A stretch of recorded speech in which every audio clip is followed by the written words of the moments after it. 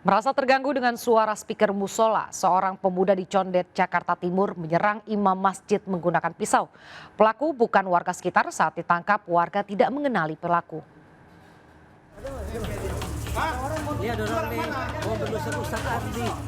Warga berupaya mengamankan seorang pria yang diduga hendak menyerang seorang imam musola Baitul Huda di kawasan Condet, Kramat Jati, Jakarta Timur, Jumat malam.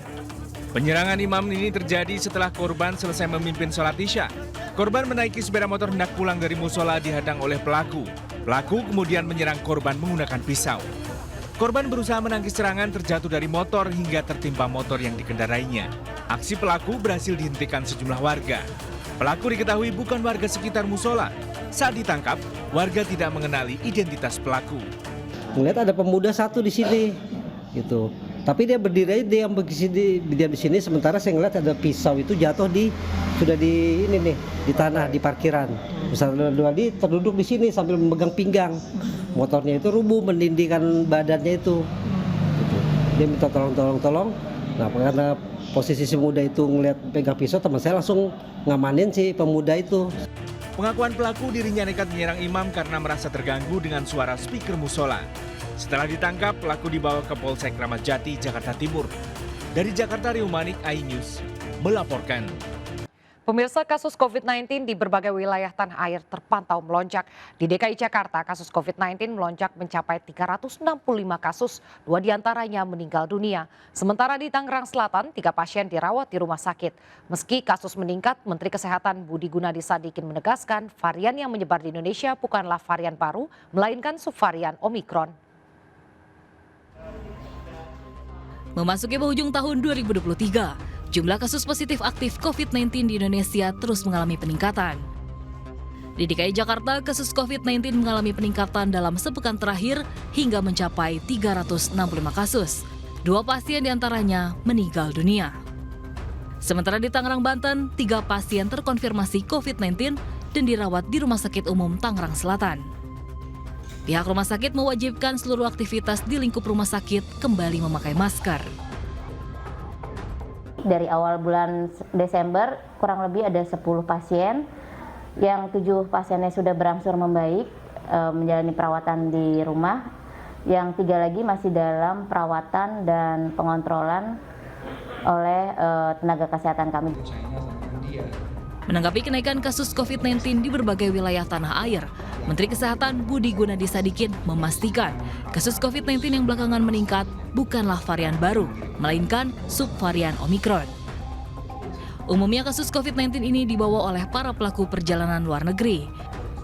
Meski tingkat penularannya terbilang cukup cepat, namun tingkat kefatalannya sangat rendah. Ini bukan varian baru, ini subvarian EG. Variannya tetap Omikron, ya, varian Omikron. Varian Omikron itu ciri-cirinya menyebarnya cepat, tapi fatality rate-nya sangat rendah. Itu sebabnya kita lihat kenapa yang masuk rumah sakit dan sampai meninggal itu sampai sekarang sangat sedikit. Agar penularan tidak terus meningkat, Menkes menghimbau agar masyarakat tetap menerapkan protokol kesehatan dan pola hidup sehat. Terutama warga yang kerap melakukan perjalanan ke luar negeri, khususnya lansia, agar melengkapi vaksinasi dosis ketiga dan keempat demi menjaga daya tahan tubuh dari paparan virus COVID-19. Tim Liputan iNews melaporkan.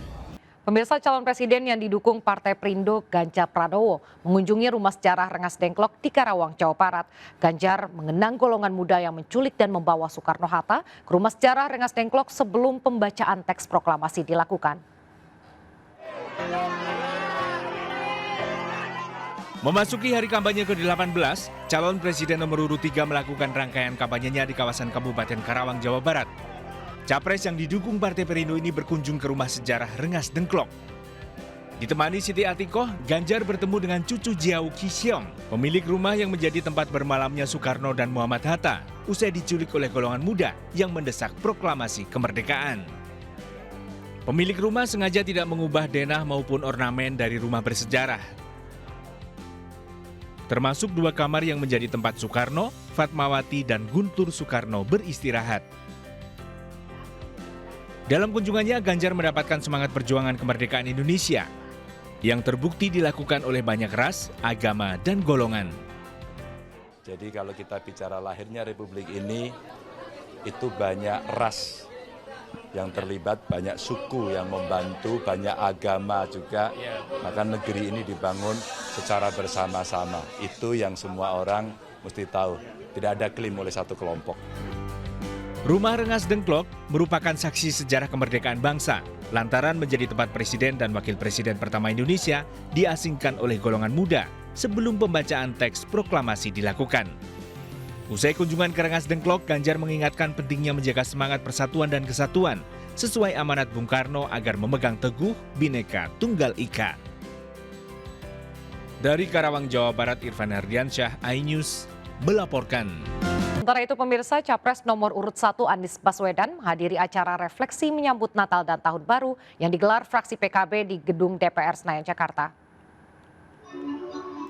Calon Presiden nomor urut 1 Anies Baswedan memberikan pidato saat menghadiri refleksi menyambut Natal 2023 dan Tahun Baru 2024 di Gedung Nusantara 4 Kompleks Parlemen. Acara yang digelar fraksi PKB DPR RI itu mengangkat tema Natal wujud kasih dan persaudaraan. Dalam pidatonya, Anies berkomitmen untuk terus menjaga persatuan dan kerukunan antar umat beragama di Indonesia. Komitmen ini menurut Anies telah diwujudkannya saat memimpin di Jakarta dengan memberi izin pendirian rumah ibadah terbanyak selama memimpin Jakarta. Terima kasih. Anies berharap ke depan komitmen untuk menjaga persatuan dan kerukunan umat beragama tidak hanya diwujudkan di Jakarta namun di seluruh wilayah Indonesia. Sementara itu, calon presiden nomor urut 2 Prabowo Subianto menghadiri rapat koordinasi nasional Partai Gerindra yang digelar di G-Expo Kemayoran, Jakarta Pusat. Dalam Rakornas Partai Gerindra yang digelar secara tertutup, Prabowo menyampaikan arahan kepada para kader partai dan menyiapkan strategi untuk memenangkan kampanye 2024. Calon Presiden nomor urut 2 Prabowo Subianto hadir dalam rapat koordinasi nasional Partai Gerindra yang digelar di G-Expo Kemayoran, Jakarta Pusat. Prabowo tampak hadir di lokasi Rakornas dengan didampingi sejumlah petinggi Partai Gerindra. Nampak pula mantan istri Prabowo, Titik Soeharto, yang dilantik menjadi Wakil Ketua Dewan Pembina Partai Gerindra. Dalam Rakornas yang digelar secara tertutup bagi awak media, Prabowo menyampaikan arahannya kepada para kader agar dapat menyiapkan dan menjalankan rencana serta strategi kampanye 2024. Terima kasih masih bersama kami. Pemirsa, setelah sempat ditahan selama sepekan, Muhyani, penjaga ternak yang menikam pencuri hingga tewas di Serang, Banten, akhirnya dibebaskan. Kejaksaan Negeri Serang mengeluarkan surat ketetapan penghentian penutupan terhadap Muhyani.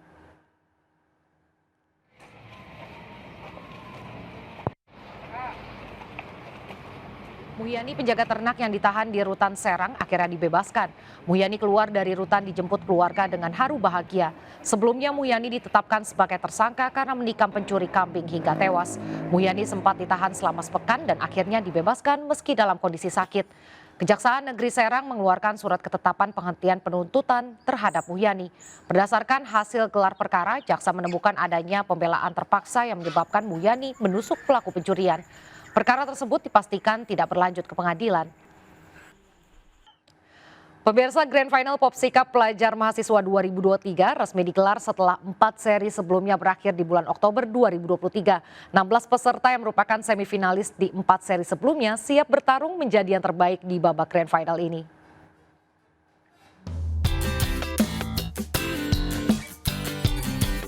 Grand Final Popsi Cup Pelajar Mahasiswa 2023 digelar di Labewa Q Sport, Kota Tangerang. 16 peserta yang merupakan semifinalis di 4 seri yang digelar di 4 kota, yakni Malang, Yogyakarta, Bandung, dan Jakarta, bersiap menunjukkan kemampuannya dalam babak Grand Final. Persiapannya ya latihan tiap hari, terus adaptasi meja yang di sini, sama udah sih itu aja. Apa sih lawan-lawannya lebih? Iya, lawannya lebih berat. Ya, kita berharap dari kategori pelajar mahasiswa ini akan tumbuh pemain-pemain muda berbakat yang nanti akan menjadi pemain-pemain andalan kita di masa-masa mendatang. Popsi Cup Pelajar Mahasiswa 2023 menjadi ajang untuk mencetak pebeliar-pebeliar Indonesia masa depan yang siap mengharumkan nama bangsa di kancah internasional. Dari Tangerang, Banten, Sukron, iNews melaporkan. Partai Perindo kembali menyalurkan bantuan kepada masyarakat. Selain gencar menyalurkan bantuan gerobak, Partai Perindo juga menggelar pasar murah untuk membantu masyarakat.